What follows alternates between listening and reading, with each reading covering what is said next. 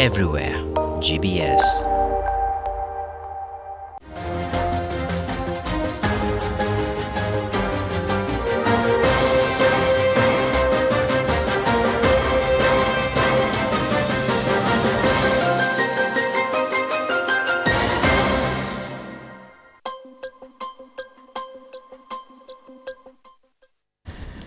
And welcome back to GBS Morning Extra. If you are just joining us, coming to you live from our studios here in Nairobi. As I promised earlier, today we have with us a very special guest in studio, and we are going to talk matters environment, and not just environment, his love for birds. That is what will keep you interested in this conversation that we're going to have this morning.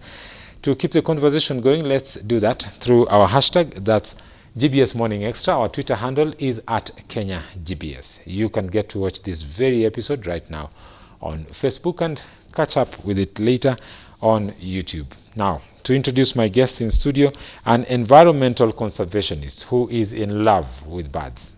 His name is John Wanyoike, and he's joining me in studio today. Karibu sana, John. Asante sana, Mr. Timothy. John, just tell us a little bit about yourself.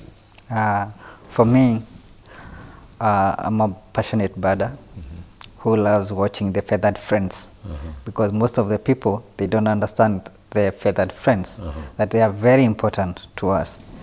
In history, if you go down, like our ancestors, they used to respect birds so much. So that's why maybe when I was young, I used to watch them around my home, where I grew up next to Mau Forest, which was a bonus to me. Sure. And my grandfather used to give me seedling of trees to plant. So I enjoyed this. And when I was in class 5, there is one of our deputy head teacher introduced me in conservation, because he's told us that we should plant trees, every person from class 4 to class 8, and water that tree until you finish your classes. So from class 5, I've been conserving and planting trees through that small education from my teacher. So that's maybe why, after growing up, I joined institutions that help me to grow in conservation. So probably would say that the conservationist in you was nurtured at that tender age while you're still in primary school, through the planting Before of trees. that time, because of my grandfather. Because of your grandfather as well. Yes, who used to love trees. He could go collect trees from the Mau Forest, the seedling from Mau Forest, and come to around our home area, we plant trees. Those are the indigenous trees. Yes, of course. And we will remember the late Wangari Maathai, the Nobel Peace Laureate. Yes. She was in love with trees, and not just trees, indigenous trees. Yes, She of course. hated these And when I was in trees. Form 4, I think I remembered about what Wangari Maathai did to this environment, and also Michuki. Yes. So when I was, we were doing the last thing, and then we start KCSE. I felt that conservation was my thing. So when I was applying to university, I applied about forestry, agroforest. Yeah, but I didn't manage to go to university. I managed to go to a different college, but I enjoyed maybe most than I could have enjoyed in university. But you still pursued what you loved. Yes. And that's very, so much. very encouraging that, you Yes. know, not being able to go to university did not deter you from Yes. pursuing your dream. Yes. Now, John, very important. I know it's a topic that people rarely talk about. What we're going to talk to you about, viewer, today, we are going to talk about birds and the environmental conservation using birds. I'd like to wonder, you know, when we hear environmental conservation using birds, then there's so many things that come to your mind. And recently we saw in China when, and this was just a clip that went viral in the past week, you know, in one of the provinces, them dealing with the locust issue, they released 100,000 birds, ducks, to go out and, you know, counter the approaching locust. And that was, to me, a phenomenon. But in our context, John, Yes. you as an environmentalist and as a birder, you call yourself that. Yes, I'm a birder. Maybe tell us a little bit about bird conservation. Bird conservation started a long time ago. Because our grandfather used to use even birds to locate maybe carcasses around where they live so that they can go and have some meat. Yes. Maybe because they didn't want to go and hunt, but they could use the knowledge of vultures. Where they locate a carcass, they go and share. They just remove a small piece that they will use at home, and then they leave the rest. So I think that has grown to become the reality we have now, that we have the science that has given us more about identification. We can be able to identify all birds in the world. We have more than 10,000 species in the world. Whoa. So, and in Kenya we are very blessed because we have like 10% of the world birds, because we have 1,100 species of birds. 1,100 species. Yes. Are those all indigenous, or because we also have migratory birds, right? Yes, we have migratory birds within Africa and also from Europe and Asia. So we call them the Eurasian migrants. I want us first to talk about the most unique indigenous birds that we have. Some of them are endangered species, like we were talking before the show began. Maybe I hope we can share also that knowledge with our viewer. And then let's talk about the migratory birds that come maybe from other parts of Africa and Europe, like you're telling me the other day. The ospreys also, they come from Europe? Yes, but we have resident. So we also have resident ospreys? Yes. Yeah. So let's talk about these indigenous birds. What are some of the indigenous birds that we have that are rarely found in any other part of the world? We have more than 10 species that are endangered and are only found in Kenya, that you can see them maybe in East Africa and only in Kenya. So we have very special, and they are in different counties. That's why I think birds, they can make you travel in different places in Kenya, because every county has its unique diversity of birds. So if you go to Mombasa, we have Arabuko Sokoke Forest that hosts one of endemic scapsow. Scapsow? Yeah, we call it Arabuko Sokoke scapsow. And also we have another bird we call Arabuko Sokoke pipit. So those are endemic to coastal. When you come to maybe central Kenya, you will find a Hyde's bubbler in Murang'a County around Nairobi. That's where you can only see it in this world. Do we have an indigenous name for the same, or because these names that you're giving me, they sound more scientific or biological, if I may say that. Yes. But do we have indigenous names for this bird? Maybe some of our viewers at home know about these birds and maybe they don't know how special these birds are. Yeah, they have names in local language. If you go to Mukurweini, you will get a person who can tell maybe the local name of the bird, because they used to see them before even science. Before science. Yeah, but now they're endangered because of mostly the habitat loss. All right. Yeah, so we have another one in Kinangop area, Mau Conservation Area, and Mount Elgon we call Sharp's Longclaw. Also in Abadeas we have a very unique bird, we call it Abadea cysticola. Abadea cysticola. Yes. So we have a lot to understand in nature. Yeah.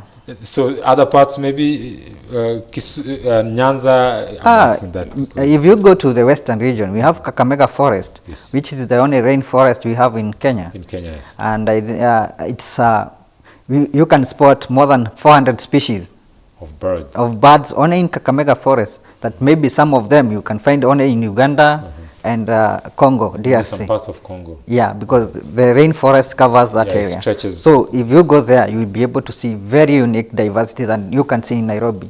So if you need some species, you have to go to Kakamega Forest in Kenya. Because if you come to Kenya and you want something that is in Kakamega, you have to go. You have to go there. In this world, you will have to come to Kakamega to see some birds that are very unique. In the whole world. And some are endangered. That's interesting. Yeah. Let's talk about the migratory birds and their uniqueness and why, it's also important to preserve them, because sometimes I believe that some birds, some types of birds, when we were young, we used to see this bird called swallow. I don't know. Yes, if I'm right. yes.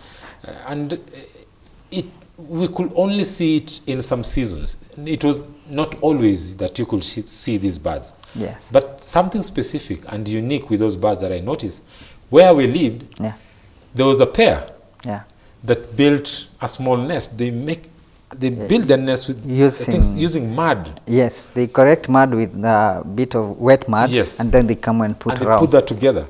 Yes, and they have a Something unique textural. was that they go, Yes. and when they come back, they will come back to that house, the same pair. Yes. Tell me about these and other birds also that we have, migratory birds that we have. You have, it's a good question because you mentioned about swift. We have a swift that it can stay 10 months non-stop on air, flying all the 10 way months. from Antique to South Africa and going back again every year, and goes How around. does it do that? Natural. What's the science behind, the energy that it preserves to fly all that way? Maybe it's God's creation. They can. Some scientists believe that this bird can either switch off. One side it can sleep and then proceed, only using one side of the brain. So it's a natural phenomenon that we need to understand how it flies 10 months non-stop. Yeah. Interesting. And also it can mate in air.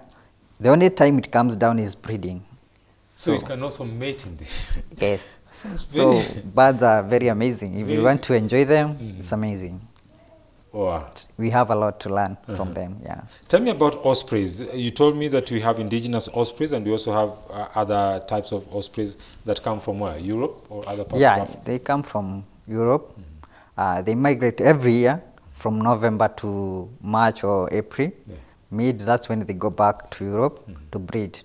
Mostly they come in Africa for they don't breed in Africa. All migrants, they don't breed in Africa. They always go back where they came from to breed, because that time there is enough food in Europe and the temperatures there, they can make them breed very fast. Right. So, and every year they have to come. They spend most of the time in Africa than they spend at home. Ah. So we can So call Africa them is their also, Africa is their home. So you can imagine from November or October, early October, most of them they come from October Yes. to early April and May.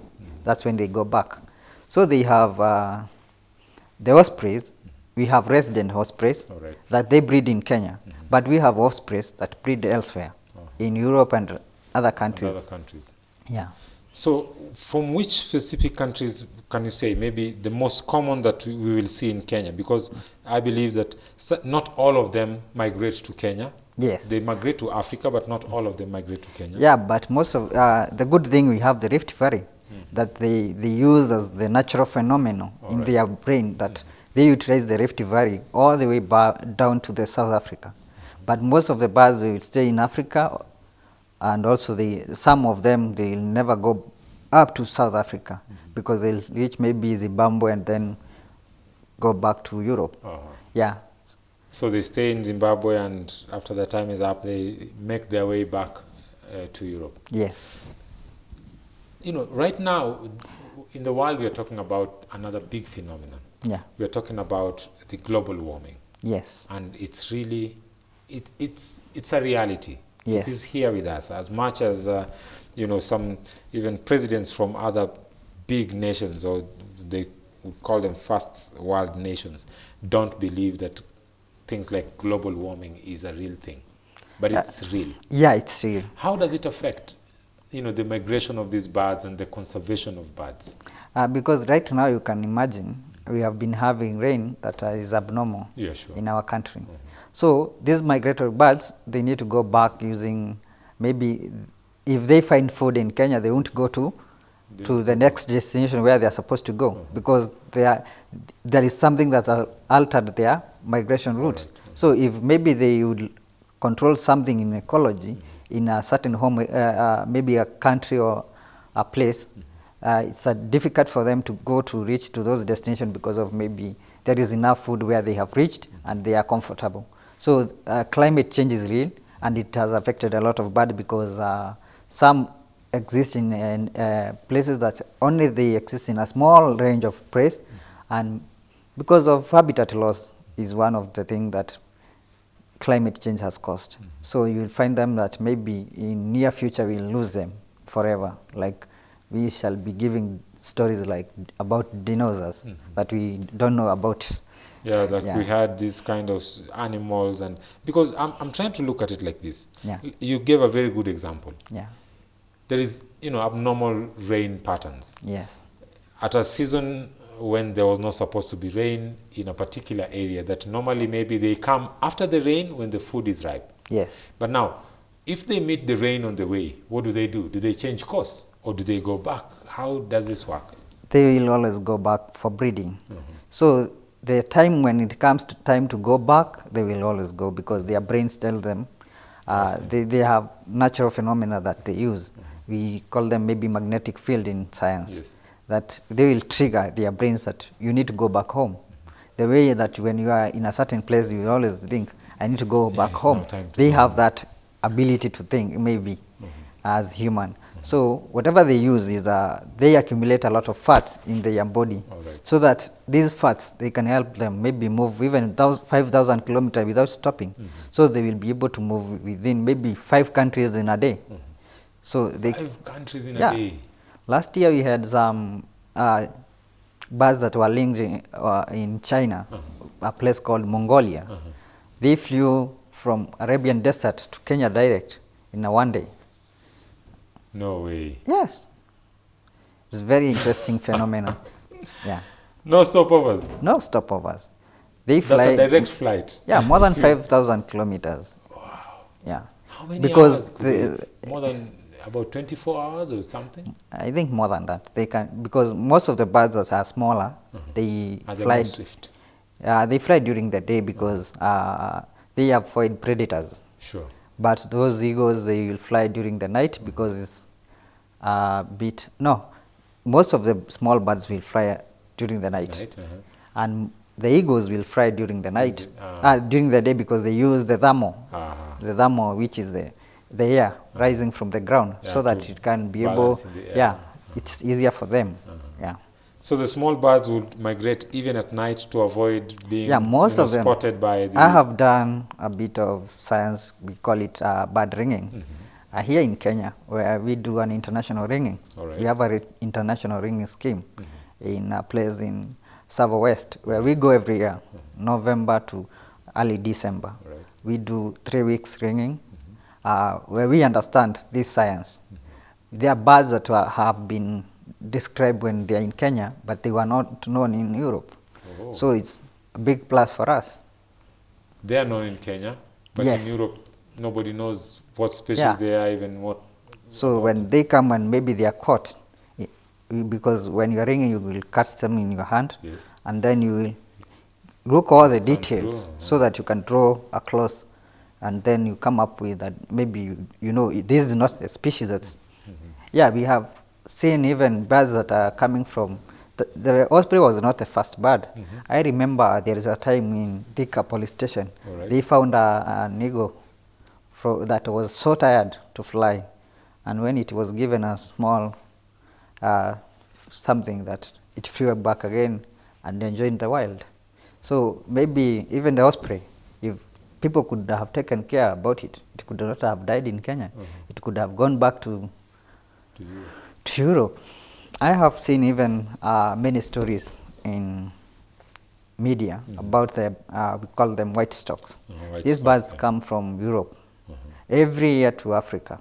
So there is one that goes all the way to South Africa, and the female is in Germany, where they breed. So the female got injured. So it stays all around the year in Germany. But this one comes in Africa and goes back to breed with the same female. So it's a couple. So they are couples for years, not 1 year, 2, more than 5 years. Wow. So this bird comes every. So if maybe you go and maybe injure the migrant, you will endanger so many lives. So many lives. Yeah, we have seen. They won't breed. We have a lot of threats maybe, but we shall talk about it later. Well, you know, it's interesting because when you look at this, then those challenges tend to arouse this one question. Yes. Then, how important, or what's the importance then of bird conservation? Because some people may just think they're just birds, you know. Yeah. Birds are many. Because they have no knowledge about the birds, then to them harming them or destroying the habitat to them is nothing. Yeah, what I enjoy most is because you have given me a platform to explain this to many Kenyans and people around the world, so, that they can understand what they have at home. Yes. You don't just destroy anything that you see around your home because it's important to something else. Because we are given these things for free. The that friends, they don't know this is my enemy or this is my friend. Sure. They will always come to your residential areas just for feeding. Yeah. And when they feed, they will go back to their nesting places at night. So you enjoy watching them. They are very beautiful. If you buy yourself a binoculars or a camera, take pictures, and then you will see they are very enjoyable. You realize the beauty of this. Yeah, and it's a very beautiful career also. You can, and it's a therapy. When you walk in different places in Kenya, if you want to know Kenya, and you become a birder, my friend, you will go all the 47 counties, the most interior places, because that's where those birds are. So you will enjoy the therapy of moving from one place to another. Yes. You will enjoy being in different environment at different times of the year, Yes. because you will enjoy seeing these birds. So you will travel the whole world because of the 10,000 species we have in the world, if you want to know all of them. So it's a beautiful thing to have as a career and also as part of your life, because you will always go to greener places, the most silent places. If you don't want to be disturbed, you can switch off your phone, because right now the only problem we have is our phones are our friends. So you can enjoy something extra. Like watching birds for me is something I call it, it's life. It's life to you. Yeah, because without birds, I don't exist. I want us to talk a little bit more about that, but then the economic and ecological importance of these birds. I mean, how do they relate to our economy? And, you know, how maybe you can just try and explain this to us. Like you mentioned, it's a good, it can also, birding can be a career for some people, but then more than just that, how does it affect our life generally, both socio-economically and ecologically as well? Okay, when we come to about economic value, about birds, if it is a career, you become someone's guide in life. Maybe you'll be somewhere guiding tourists. So wherever you go with these tourists, they add value to that place. Sure. So, and in the world, so if you want to go all to see the 10,000 species in the world, so you'll have to spend money to get to those places. To get those places, yeah. So it's a plus to our country, because we have 10%. Imagine 10% of the world's species. So how many people do you think they come to Kenya for birding only? And you don't spend not even a single day. You will spend months to see the 1,100 species in Kenya, because they are everywhere in this country. You have to go to Turkana to see a certain bird. You have to go to Kisumu to see a certain bird. You have to go to Masai Mara. You have to go to Mombasa. So these adds a lot of value to, and right now we are experiencing a very good number of tourists who are coming to Kenya, and not only in Kenya, the whole of the world. They are experiencing a lot of billions of money being spent because of birds. Because of birds. Yes. So it's a very big economic value when you conserve the birds in the right ways. Ecological importance? Ecological importance. I've told you these birds have small niches where they exist. So, like in Nairobi, we have very important eagles that are existing in our small forest. Yes. If you go to Nairobi National Park has been having a lot of pressure from different places. Yes. And it hosts a very good number of vultures, which are very important to our ecological system, because they can clean thousands of carcasses that have died in a place. If they can spend, maybe with a zebra, they can spend 30 minutes in a whole zebra, and it's wipe out done. Everything clean, and they only have bones.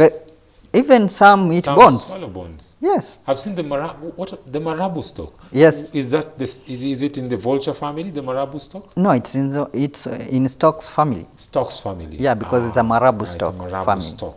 The name also tells, yeah. So we have Stork's families and we have vultures families, and all vultures in Kenya are endangered because of different things.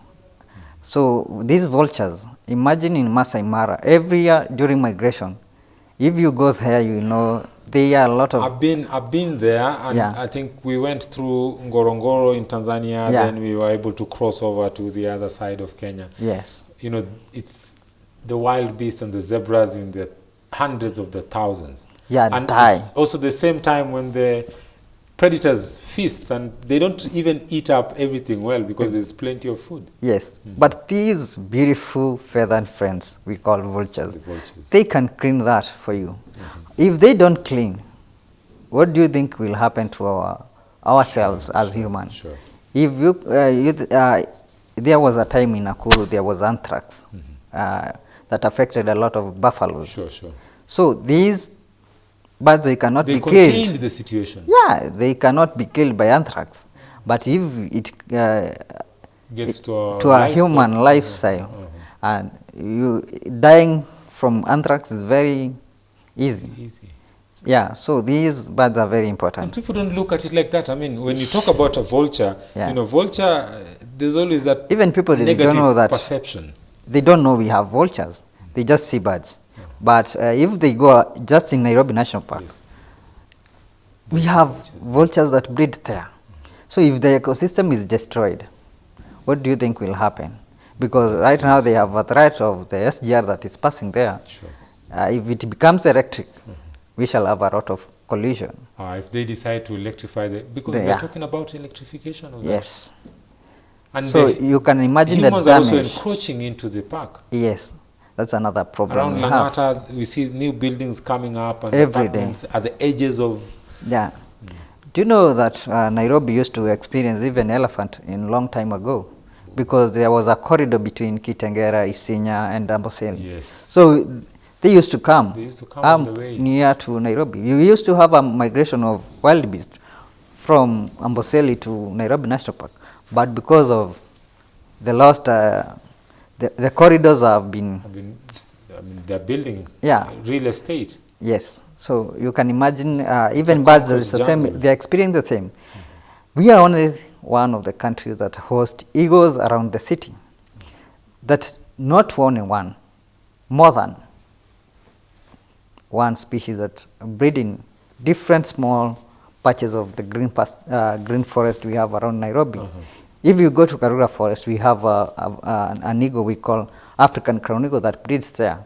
If you remove, and this bird only depends in natural forest, it doesn't go to a planted forest because there is not enough food for it. Sure. Because the food for the crowned eagle are monkeys.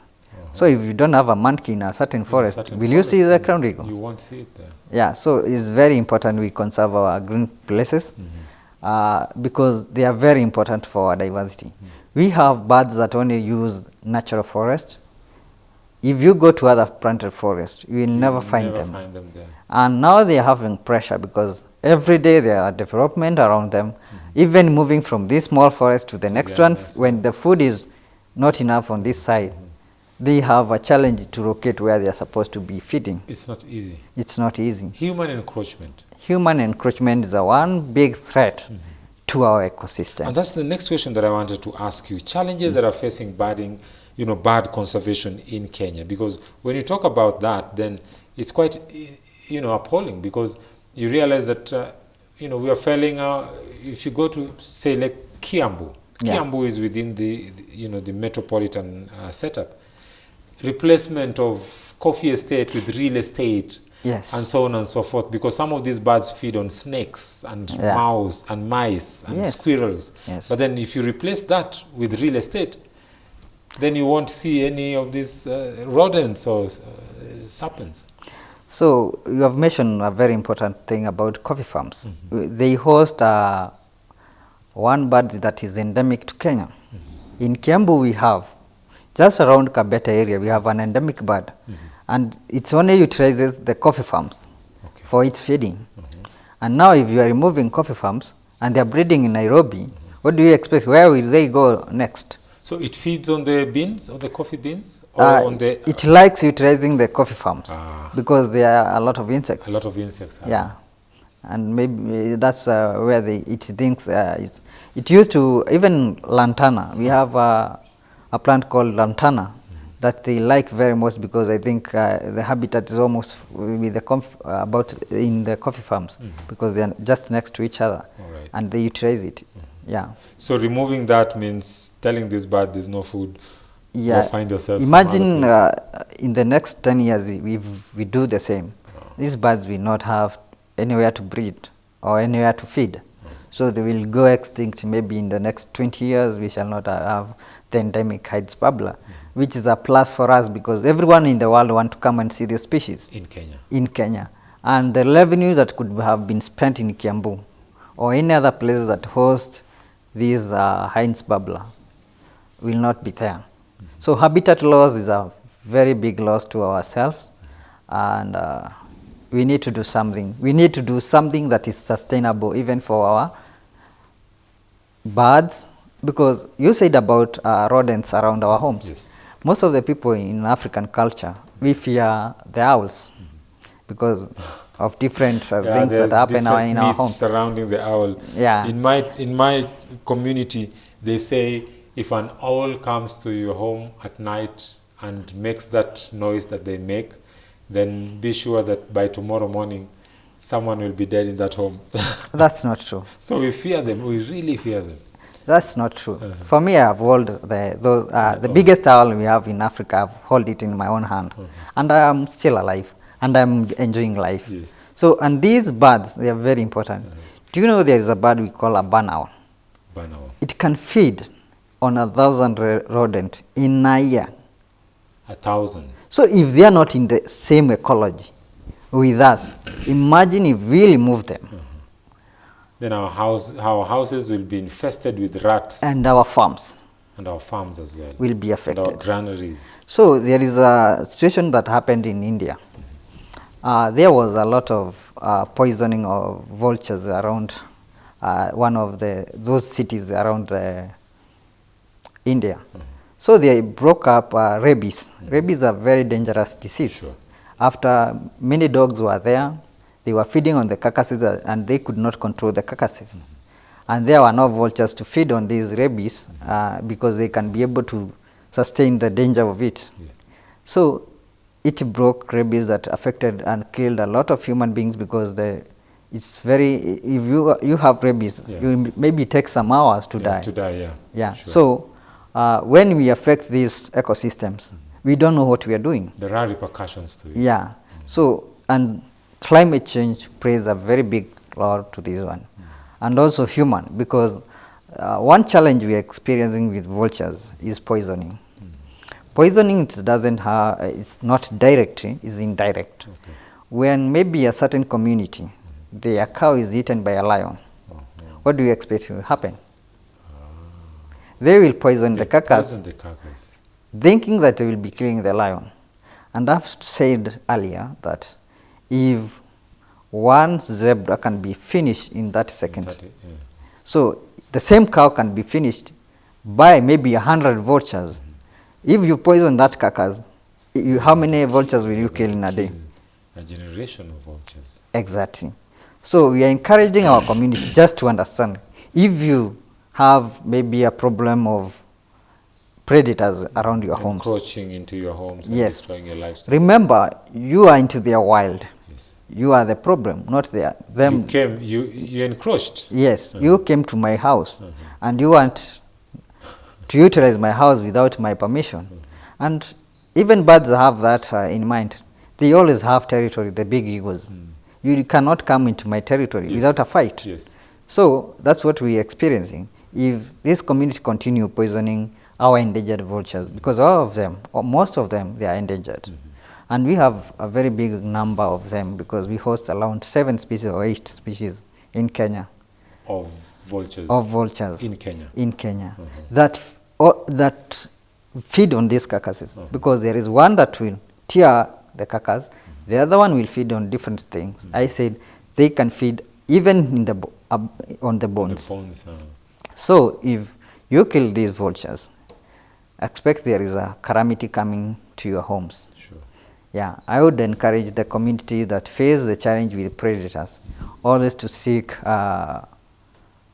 from the people from the Kenya Wildlife Service or other authorities in Kenya that can help to control the predators. Yeah. And not use poisoning. Not use poisoning, because we are losing a lot of vultures every day in Africa. We are losing a lot of vultures. Even in South Africa, it's happening. Not only in Kenya. So it's a challenge to us as communities. We do the right thing for these our feathers friends. If you go to Kakamega area, Busia, where the osprey came in, there is still a challenge of hunting. So human beings are hunting the swallows we were saying about, the ducks in those rice farms. And they are, some of them they are using very dangerous poison to poison the birds, because they will poison, they can put food and then poison a lot of ducks. And they feed on the same ducks, thinking that if you remove the intestines of a duck, you have removed the poison. So some even, they are dying without knowing. Maybe slowly. Yeah, they are dying slowly because of the concentration of the chemicals. You can go to the hospital and it cannot be detected because you are doing something that you don't understand. So I would encourage our community to understand the feathers friends. They are not food. Yeah, they are not food. They are not food. Yeah. We eat chicken, we eat turkeys, we eat ducks. Yeah, let's respect nature. If we have respect for nature. Consumption to a, consumption to a, I would say a regulated rate. There's a limit to everything. Yes, but don't poison, thinking that you're killing a bird, and then you're killing yourself without understanding. So whatever you do, if you want to maybe to do hunting, just put a trap for one. Yes. Not many. Don't kill many of them. Yeah. Well, Wangari Maathai once said that nature is very unforgiving. Yes, for sure. Because if today we misuse or mistreat nature, then the people who are in trouble are not ourselves, but the future generations, our children. Yes. And nature will always come back, and it will always find its way of repaying us. And I think those are some of the things that we are dealing with when you talk about global warming and so on and so forth. It's the depletion of the ozone layer that is caused by the emission that industrialization brought on us. As we finish, John Wanyoike. Yes. What's the greatest challenge that you're facing in Kenya today when it comes to bird conservation as we conclude? We have a challenge because most of the people, they don't understand these feather friends that we have. I've said poisoning is one of the biggest threats. I would encourage for us to accept these birds and see the benefits that they can bring to our homes, to remove the challenges we have, because one challenge, the biggest one, like in my home area, we have things that we call imported bird areas in Kenya, is one of them. But the large-scale farming that has led to habitat loss is one of the dangers we have in Kenya. Poisoning, habitat loss is the most big challenge we have. One time I was in Transmara, in Kilgoris area, and I saw there was a swarm of birds that came. Yes. But then they had this chemical that they were spraying on the maize, so that when the bird feeds on them, then they could collect carcasses of birds, that died out of that. Is there any other alternative way of protecting our crops from these birds? Yeah, we have solutions. If you seek a scientist solution, you'll always have solutions. Because even in Mwea Rice Scheme, I've seen the Kirinyaga government, county government, spraying birds. Even they don't know that we have endangered migrants that come every year. They just spray without consulting the relevant authorities that understand these birds. They can be told, okay, these are quelea that are affecting our Mwea rice farm. Stop spraying, but you can do maybe ecological ways of eliminating the birds. Yeah, we can give maybe those people who want to hunt, come and shoot them, because they come in large number. Yes, we understand that they are not part of our ecosystem because they are parasitic. Yes. So parasitic means they move from... No, they are like parasites. So they breed very fast. And they come in large numbers. Within a short time, they... So in Kenya, they are allowed to be killed that way. I think the law has law given allows. yeah. And even we have a challenge in Mombasa. We have a bird that we call Indian house crow. That The has black Indian yeah, house crow. Ah. that has displayed all other birds that were resident because it is multiplying in multiples. It can feed on anything. But I've seen instances where they Yeah. use birds of prey to control. Exactly, that's what I'm saying. We have a very, for me, I have certain knowledge that I can use as a birder. As birders, we have always maybe a solution for this Yes. because we have a we have a peregrine falcon that also they are used in airports. In airports, yeah, to keep the birds away from entering into So air. if you just release 2 of them, they can chase all the carrier because any bird fear this bird because Yes. it's very fast. It's the fastest animal on earth, not the cheetah. The falcon. Yeah, the falcon. Many people confuse because the land mammal is the cheetah, Yes. but the flying feathered friends, it can fly It's very swift. very swift, 170 something kilometers per hour. Oh, 170. More That's fun. interesting. There's a species I used to see at my place. It's not very big. It's Yeah. just kind of sizable. Yeah, And it's very sweet, but then not very big as well. yeah. With a kind of a feather, a carved feather on the head. Is that the I one? think you were talking about a long-crested eagle because we have them around even in Nairobi. They are one of eagles that have that crown. Yeah. My director tells me that we have quite some, birds here. What are we looking at here? This is a lappet-faced vulture. That's one of endangered vultures we have in Kenya. Yeah. So it is resident in Kenya. It's resident in Kenya. You can find it in Masai Mara, Samburu. They save us billions of money that we could have spent in cleaning our environment. So These birds. these vultures, they are supposed to be paid every year. Nobody is supposed to be paid a lot of money than these guys. Whatever they do to our ecosystem, even the government cannot do. These are supposed to be spend a lot of money in conservation than what they are doing. The work that they do in terms of cleaning the environment. Yeah, cleaning our environment. The diseases that could have come in because of the carcasses, these guys clean every day. So we would encourage the government just to look ways of conservation as the best gift that we have so that we can solve the problem we have with the vultures. Yeah. In the country. Yeah. What are we looking at here? That's an osprey. That's an osprey. Yes. So these are the ones that migrate from Europe and come to Africa. Every year from November to March. November to March. Yes. So right now they are in Kenya. Right now they are preparing. They are putting fats on their body. To fly back to Europe. Because that's the energy they use. They the use, fats. they burn the fats, the fats to be able to migrate. No wonder they can fly for, for so long. For so long. Yeah. staying There are there. birds that come from Antique, all the way Antique, from the Antiques. and then they fly to maybe the other South Africa, Antarctic, every year. So you can expect they need a lot of energy. Sure. So they go a place, they stay for a certain period of time, they feed, they put more fats on their body, and then they can fly all those What do kilometers. ospreys feed on? They feed on fish. They feed on fish. Yeah, that's their first priority as food. Yes. Well, I'm told there's another bird. Look at that. Beautiful. They are very beautiful, but they are not in Kenya. These These are ones. not in Kenya. Yes.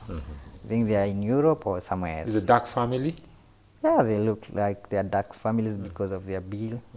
Maybe if I see their feet. Yeah. Because if they have webbed feet, you can. Yeah, that's how we identify our That's how birds. you identify Yeah, the duck using family, yeah. colors, bills, and feet, and other measures. Yeah.